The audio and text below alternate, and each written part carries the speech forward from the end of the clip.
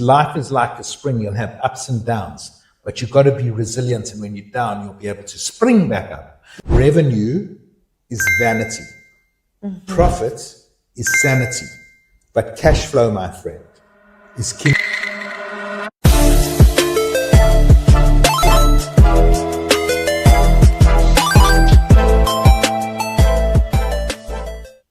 Welcome to a new episode of Business Meets Life. And today we are here in beautiful Sydney with my friend Ivan Kaye. Ivan is a master connector. I tell you this. We met several times all over Australia, in the US, and he actually connects business owners and leaders to people and money. Who doesn't like that, right? And hence, that's why your business is also called BSI Finance. And one of your passion and biggest projects out of the 29 different investments and projects you've also done is Referrum. We're going to speak about this, right? Originally, you're more like from the accounting, mortgage background, and you are married to amazing Robin. I can't wait to meet her. She must be amazing. You have 2 daughters and 2 grandchildren. I do. 7 and 4 years old. So you are a family man and a very successful business person. Now, coming back to how... I think I'm a legend in my own mind. I think so. In my own mind. No, not only in your own minds. Yes. So originally coming back to, back in the day. So you emigrated actually from Zimbabwe. I would not have guessed that, via South Africa to Australia. This is what, 40 years old, although you look like 25, right? Yeah, 40 years old, but not older than 40 years old. It was 40 years ago that I left. Yes. So how did actually that journey shape your risk appetite and entrepreneurial mindset? Wow. Well, first of all, Janine, thank you so much for having me on this podcast. I feel honored. Thanks for coming. And I feel like a bit of a fraud, and like saying like how important I am, and I'm really not. I'm just like trying to get through day by day, you know. I think I was born an entrepreneur, and as an entrepreneur, you belong to this special club. And it's called Club Fear. Oh. And as an entrepreneur, there's so many risks and so many things that can go wrong, so that someone who is doing something and inventing something and creating something from scratch, or doing something that's in an entrepreneurial way, the chances of failure is so high that you have to be crazy to actually become an entrepreneur. And so there's a special club of these entrepreneurs who get together and support each other, and hopefully after X number of failures, you'll have some successes. I love it. So you are the person who best understands this entrepreneurial pain, basically.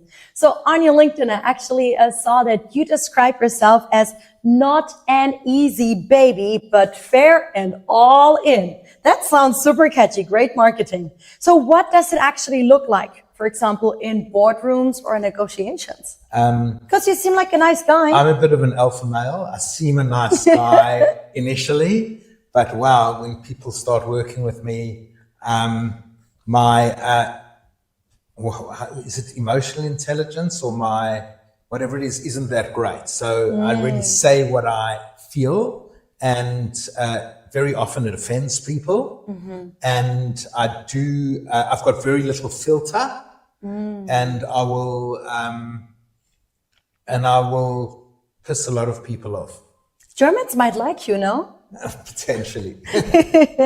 So what does building a generational legacy mean to you in practical terms? You know, and we're now talking about beyond financial success, because it seems like you've been quite successful in a lot of your ventures. So the creation of generational legacies has got a very interesting story. So over the years, we started our business in 2002, and what we wanted to do is we wanted to be a one-stop shop for the entrepreneur. How do we help an entrepreneur? What does an entrepreneur need? They need people and they need money. And if we can offer them people and then we offer them money, we'll be like bees to a honey pot. Absolutely. And we were lucky to have got a $10 million fund to invest. Most of it was actually funded by the government. And we made 29 different investments. And because we had money and because we had good people around us, entrepreneurs came to us for money all the time. And we created something called the BSI Investment Forum. And BSI was the business we created called Business Strategies International. What we would do is every 3 months, we would showcase 8 innovative companies to 200 high net worth individuals and funds. Oh, wow. And we'd have this innovation forum, and we'd have 3 a year, and we'd take 8 companies, and over the course of the year, we'd have pretty much between 24 and 32 companies who we would showcase to high net worth individuals. We'd take the best 8 of them and take them to Silicon Valley. Wow. To present them in Silicon Valley, which is really cool. And we built this business up over a period. We had some great exits, like one unicorn, which was great. Oh, which one? It was Redbubble.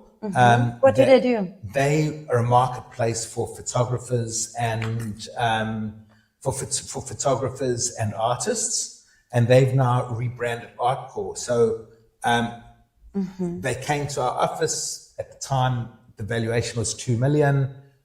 We were an investor, very small investor. We took Martin to Silicon Valley. He was one of the guys that came to Silicon Valley after presenting at our investor forum. He raised his money there. About 4 or 5 years later, he listed at 150 million. Wow. And we sold, and a few months later, it went from 150 million to $1 billion. Unbelievable. Just in a few months. Of listing. And then the dot-com crash hit. I see. And it went back down to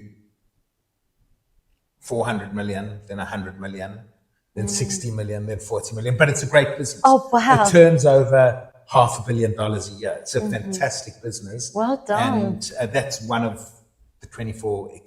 There was another company we took a stake on that Crayon bought for $640 million. There's some good ones. Well done. There was Dean McAvoy from, he built a business called Spreets, but before that he had a company called Booking Angel. We took him to America. He pivoted from Booking Angel to Spreets, and that sold to Yahoo for $40 million. Wow. There was a company called QuickCut that did pre-press advertising. That was one of our first investments. QuickCut was a small business owned by a guy called Grant Blanchard. It was then sold to, I think, the Yellow Pages, I think, for 40 or 50 million back in 2002. That's a pretty good so yeah, there's a number record. of them. So what actually happened is through all these innovative companies that we were growing, they all needed recruiting. They needed people. They needed training. They needed accounting. They needed financial planning. They needed mortgage broking. So what we did is we built an ecosystem around BSI. And so we had BSI people, BSI learning, BSI wealth, BSI innovation that helped them get government grants. And all these BSI companies did well because they were injected into our ecosystem, and everyone was connecting and creating community. That fits perfectly to my next question. I mean, ecosystem nowadays is like this trendy kind of term now for a while, right? So you built these ecosystems even before everybody was speaking about it and before it became trendy. What's the science behind building a true center of influence? And I've heard you speak about center of influence so many times, also when you spoke about referral. Yeah. So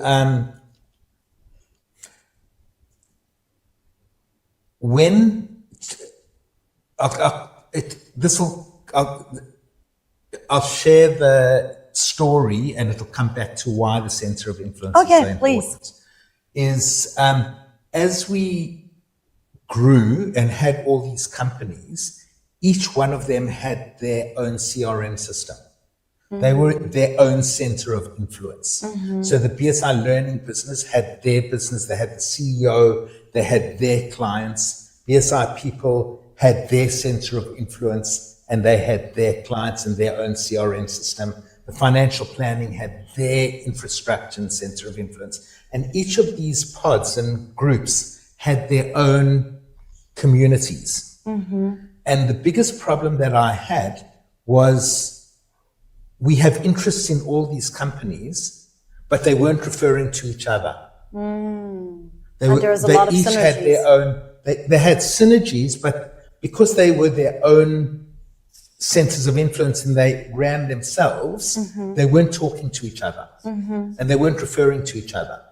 And we worked out that no matter whether you own the businesses or not, and whether they are in your environment or not, people will only refer to other people when they know, like, and trust you. KLT. Unless someone knows. Sorry, KLT means? KLT, know, like, and trust. Know, like, and trust. I hope everyone's taking notes right now.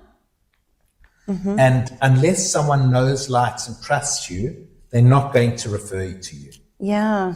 And the aha moment for me is that a friend of mine, Jeff Hirsch, who was a brilliant marketing man, and did marketing for Cadbury's, the marketing director for Cadbury's, smart guy. He came to me as a good friend of mine. His son went out with my daughter at school, and Jeff came to me and he said, I've got an algorithm I've got an algorithm for know, like, and trust for you. I know how to build know, like, and trust. And as you said, okay, tell me more. My ears perked up and I said, okay, Jeff, tell me more. Is this how Referring got created? It was the beginning? At the beginning of it. Yeah. I see. And Jeff said, the way to basically build know, like, and trust is very, very easy. He said, what's that? He said, you get your guys into a room together and you get them to talk to each other. Oh! And you do that on a regular basis. And we came up with the 5 C's. What are the 5 C's now? Connection. Connection, okay. Collaboration. Contribution. Contribution, okay. You need to do it on a regular basis. Consistency. Consistency. And number 5 is? To build a brilliant community. Community. Beautiful. Okay. And we did that and we created these groups called BBG, and we created 24 groups of like 10 people each. And it was brilliant, especially over COVID, where people would connect and collaborate and contribute and whatever. And the sad part of the story is that Jeff actually died 2 weeks ago. Oh no. Yeah. He had a heart attack and died, which is like really sad. And hopefully we'll help build his legacy. But going back to the legacy story, the legacy story is when all these people were disparate at the time, we actually sat down in a room, all 6 different companies, and we worked out, what are we? Are we either Ivan's Toys or Ivan's Investments or these companies that are disparate? What are we? What's our reason for being? Yes. And we came up with 5 words. In fact, 6 words. Okay, what's that? We help you create your generational legacy. Ooh. That's what, and it worked for every single one of the companies we had. So we are learning business that educates people. We will help you become lifelong learners so you create your generational legacy. For the recruiting business, we will place you at a firm so you can create your generational legacy. For the company, we will place the right person in your firm so we can create the generational legacy. For the financial planning business, we will help you get more wealth than you thought possible so that you can create your generational legacy. It's the why. I love it. So we've mentioned Referring several times now, and I know the audience doesn't know yet what exactly we're speaking about. Can I ask you to quickly introduce what exactly is Referring? But at the same time, also, I'm specifically interested, and I've tested it myself with you now. What problem does Referring solve that a LinkedIn or a CRM system like a Salesforce, HubSpot don't? Okay, so what Referring does is all our businesses had LinkedIn or have LinkedIn and have CRM systems and had different CRM systems. What we wanted to do was we needed to have something in common so that everyone could use one app very easily that actually is a platform and it's agnostic to any specific CRM system or any specific social media platform. So how can we, and talking about the center of influence, instead of being part of LinkedIn or instead of being part of Facebook, how can you as the user, how can Janine become her center of influence? How can we create a persona, a digital persona for Janine where someone can actually be connected to Janine and will be able to message her, WhatsApp her, email her, refer her, go into her social media, all from one page, from one card, your personal persona. How can Janine connect? How can you connect to Janine? And how can you understand what her superpower is? And how can you actually research Janine from her website, her LinkedIn, her social media? And how can you refer Janine to someone in your network within a second? Oh yeah, and Ivan has done that. We were on a Zoom call. He literally did it in a second. It was very impressive. So the one other thing, like creating a generational legacy, there was one more word that I didn't share with you. Which one is that? It's treat, T-R-E-A-T. Treat, okay. And that was our values. We have treat values. Please elaborate what you mean with treat values. Maybe Okay. it's because I'm not a native speaker. No, it's not because you're native. I made that word up. Yeah, I see. So T is team first. Everything is about your team and your community. So you're a center of influence. Everything that's important to you is your team. Because together everyone achieves more. Absolutely. Yes. So that's team. The second, that's the first T. The R is respect. You may not like me, but you need to respect me. Yeah. You may, when you talk to someone, which I'm really bad at, you need to be nice to people. You need to respect them. You need to have empathy. You need to do that. So it's respect. Okay. E stands for? To energize and excite and enthuse. I think that's what we're really good at, both of us. So if you're not passionate about something, you're not in the right company. And it's interesting, like passionate.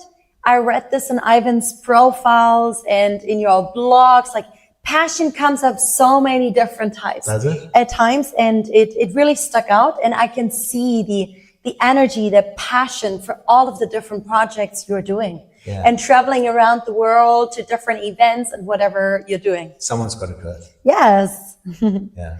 Okay, so then we have A. The A is you've got to have a good attitude. Oh. And you've got to have a sense of adventure. You need to basically, it's okay to fail. It's okay to go to the edge and do work in the grey. Nothing's ever black and white. It's okay to have that sense of adventure and give it a shot because your team has got your back. Oh, I love it. And that's something that also like my colleague Tim is so good at, building these A teams and then scaling super, super fast because he builds that really strong foundation. He has done this so many times. Whereas then a lot of us entrepreneurs, because we don't have this team, very often it falls back to you as the founder, basically. So it's how can we basically build a team around us? How can you as a center of influence build your community around you? And how can you make that really good? And that's like ingrained into what Refer-On is. Yeah. And then T, treat. T, the last one. T is the most important thing. And if you haven't got that last T, you might as well close your business and close shop. Oh my gosh, we're getting like free lessons on how to be a better entrepreneur or business owner here. T and the last T is trust. Yeah, right. And if you don't have trust, no matter how good your product is and how many good people you have, your business will fail. And trust is just all important, and trust with community, trust with collaboration, trust with opening things, being transparent, and building a community. And to me, those values are generic values. Yeah. And that's the values that we live by, that are ingrained in my in my faith, in my religion, in my being, in my DNA. I love those values. And I mean, this is something that sometimes, having lived in China for such a long time, and I like China, and don't get me wrong, but with some people that I've been trying to do business with, those basic values were just missing. Yeah. And so Refer On is an app that enables you to create your center of influence by creating a brilliant persona, a digital persona for you. And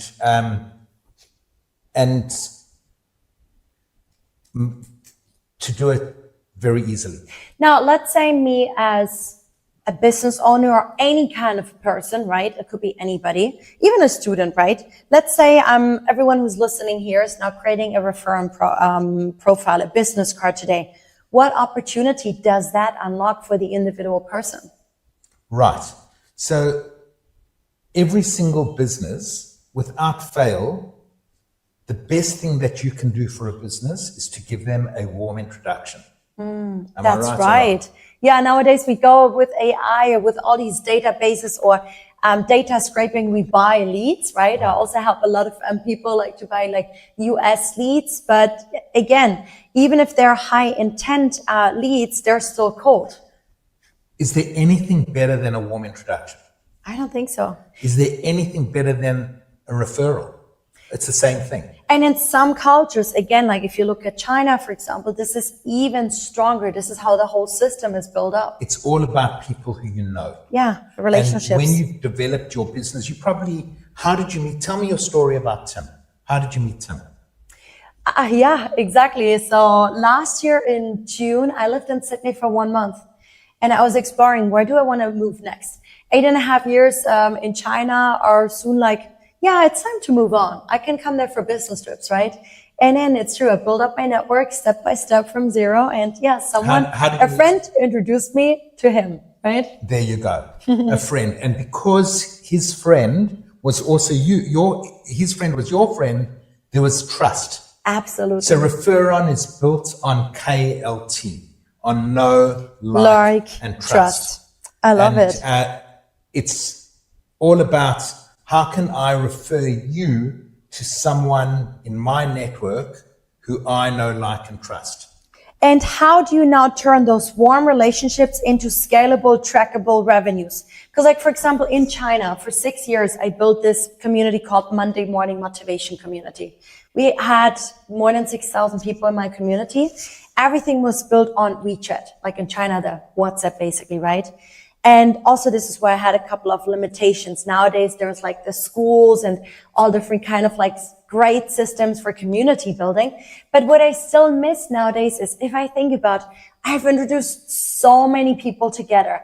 Hey, you two should do business. And sometimes you would get a share, sometimes not, right? Or even if you would tell people, okay, well, if I do introduce you, maybe I get an introduction fee, a commission or something like that. But it's not really trackable, or then maybe sometimes people might lie or would not give you a piece of the share. Yeah, so how do you turn these warm relationships into scalable? The beautiful thing about Refer On does 3 things. Mm-hmm. Once you've built your digital business card, you can share your digital business card with anybody. Mm-hmm. You can make a referral from anyone in your phone book or in your community to another person. So the person does not need to be on referring yet? No. As long as you've got his phone number in your phone book, you can refer that person to someone else. And when you've done that, that person will get a WhatsApp or a SMS saying, hey, John, Janine has just it's referred Ivan to you. Here's Ivan's details and here's my details. And the reason why I'm referring them to you is because you both have an interest in entrepreneurialism, and Janine has a place where you can potentially share accommodation. And that all of a sudden you will respond to that message. Yeah. And if you are on Refer-On, that gets tracked. Yeah. So every single business card that you send or referral you make or item or message that you send via Refer-On is tracked as an event. So I know that I went to JT's event at Universal Studios from the 17th to the 25th of November. That's where we also met again in Los Angeles. Exactly. Now we met, there were 1,400 people there. Way too much. How many people did you meet? A few hundreds. Have you got their data on hand? Many, yes, but of course not. Yeah. So with Refer-On, I connected every person that I knew. I either sent them my business card or I made a referral to someone in my network, within that network to each other. I think I connected with 800 of the 1,400 people. Wow, I'm a master connector, but nope, this goes However, I can now tell you at the tap of my phone who I met, when I met, and what I said. That's amazing. And that data can then get API'd into my CRM system. Beautiful. Downloaded through a CSV file, right? Whatever. And you also have an affiliate program. I do. So effectively, if you want to so what we found out, if this is going to be viral, it's not going to be about me. Yeah. It's going to be about you. So if you're a master connector and you want to create your environments, and you don't really want it to be called Refer-On, you want it to be called JJ's meeting place. I like that. Okay. What you want to do is you want your community you want to be the center of influence of your community.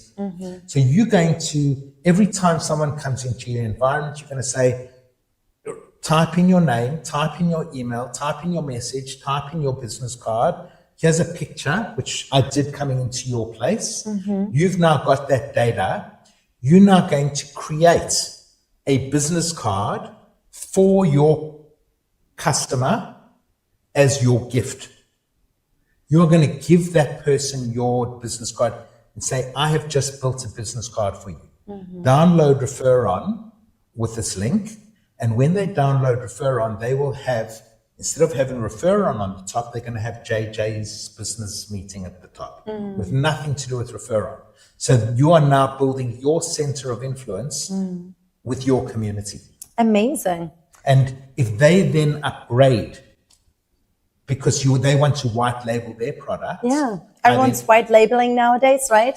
I then share that revenue with you. That sounds pretty good. Okay. Exactly. So the next question sounds a little bit naive. Please keep in mind, everyone, I am German, and the way how I grew up back in Germany, of course, it's a very international country nowadays, but in terms of religion and so on, we did not have a lot of Jewish people in the area where I was born. And we do have this prejudice. I mean, you seem like a genius. You have it all figured out, it seems like. Now, is it like this? Is this not prejudice, but people would always think, oh yeah, Jewish people are really good business people. What is behind that saying? I think it's what do you have that I don't have? It's the last C. The last C was a community? It is. Please elaborate on that. At the end of the day, whether you're religious or not, and whether you're Jewish or German or Christian or Catholic or Buddhist or Islam or Muslim, at the end of the day, everyone's a human being. Yeah. And people are tribal. People like their tribes. And my tribe happens to be Jewish. And I was born Jewish. Am I religious? No. Do I believe in God? Sometimes. Okay. But whether I do or not, I'll always be Jewish. Yes. And as a Jew, you belong to a Jewish community. And that community has benefits and it has responsibilities and it has advantages and it has disadvantages. But whatever they are, this is who you are. This is who I am. Yes. Whether I'm religious or not, whether whatever I believe in, I am Jewish. And I'm proud to be Jewish. And I love how you actually just made that so simple, and how you said, to summarize it, it's about community. Because now that I think about it, we Germans do not tend to really connect each other so easily. And that is something I really loved when I was still working in corporate at Hewlett-Packard in Germany, when I moved to China, and suddenly it was so easy. People easily, hey, let me introduce you to this person, right? Like in China, or I feel like for Greek people, Turkish people, or Arabic people, they do this so much more easily compared to actually my cultural background where I come from. Exactly. So Community, relationships. The Muslim faith, Muslims and Jews are brothers. They are the same. They both believe in one God. They both have the same religion. They both have the same food laws. Yes. And they are communities, and brothers fight. Hopefully not as badly as the Muslim and the Jewish faith will fight, but currently they're fighting. They will become friends because they're brothers. My business partner is Muslim, and I'd say he's pretty much one of my best friends and the person that I trust. Yes. Yeah. And I'm Jewish. Yeah. Well, thank you for sharing this. So I'm wondering, I know you love to golf. That is actually on my to-do list for the next few months. I want to learn how to golf. So we're going to be organizing this very, very soon, because I'm not the only person who can't golf yet. But also, coming back to your hobbies, you love to golf, hiking around Sydney. Please take me with you one day. And every Sunday morning we walk around Sydney. Oh, really? Thank you. And good wine. Who can say no to good wine? So is that where your best business ideas actually come from? You know, since I haven't updated what my hobbies are since COVID. So when COVID happened, I actually learned how to play the guitar. Oh yeah, that's why we had three guitars here for you. And my passion is I come home and I just jam, which is pretty cool. Really? I would not have guessed that. That's where I get my chill and my ideas, and it goes from my head to my fingers. Amazing. Cool. I mean, before we started the podcast recording, it was true. Ivan literally took one of the three guitars here. You can't see them all. And he was quickly jamming. That is pretty amazing. Yeah, well done. I know you're a passionate blogger. How did you start with blogging? Why is that so important for you? It's not that it's important. It's things, it's very, very interesting. With Refer On, I refer every single day. And whenever I meet someone, the first thing that I'll do is, can I send you my business card? And if I'm already meeting with them, I'll still send them my business card, because it'll track that I've met you that day. And the first thing that I'll do as a process is I'll say, who can I connect you with? Who's someone in my network that I can connect you with? And it's a process. It's something that I do that's been ingrained in what I do over the last 4 years. Similarly to blogging, every single morning I wake up, I go to the toilet, I write a blog. Thanks for sharing. And it's a process. Over the years, my hobbies are venture capital. So I've got BSI VC. I've been writing that blog since 2000. So whenever there's an event or a capital raise like in my community, like you were just talking. Vior, my daughter is the CFO of Vior. Oh, wow. So and it just raised 10.5 million Series A. 10.5 million Series A. So wow. I will have a look that they've raised it. I'll do research. I will then write a little article in my way on what that article was. I'll then put it into ChatGPT. They'll fix it up, and I'll get a great 4 or 5 pictures. I'll collage it, and then I'll post it. And I've been doing that since 2001. Wow, that's And impressive. What a routine. So I've got that blog. I've got a Spark blog for health and well-being. I've got a 10x blog for property and finance.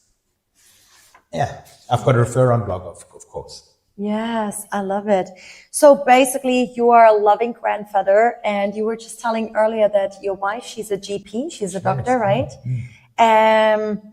Like, what are your next plans? Are you gonna like retire at one point? Are you gonna stop working? What's coming next? I'll stop working when I die.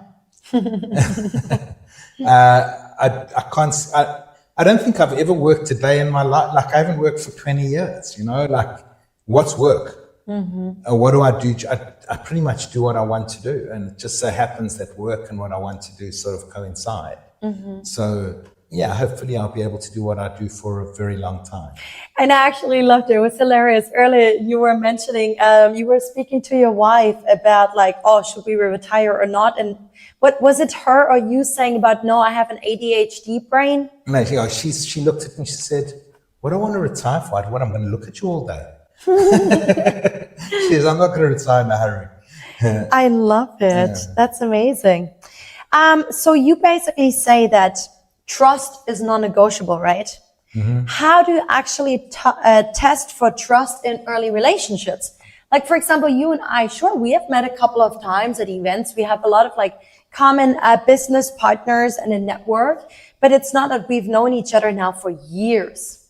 You know, does trust happen immediately sometimes, but the bottom line is this. Business starts to happen, in my view and what I've researched, after 23 touch points. 23 touch points. Okay, I'm going to start counting now. And refer-on hopefully will take care of many of them. So when you refer, every time you make a referral to someone, that's a touch point. You've connected someone to someone else. You've added value to that person. When you take them out for dinner, when we have a podcast together, when I call you saying, listen, this is what it is, come to this event. Yes. When trust is built over time, and trust is built, you know,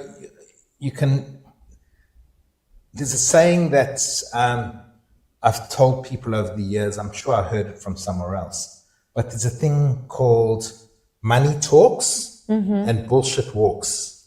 Well said. And trust is not, I trust you 1,000,000%. Trust is in your DNA.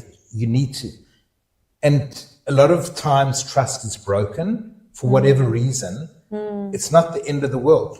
Things happen. Shit happens in business. Partnerships break down. Marriage partnerships break down for whatever reason that is. Yes.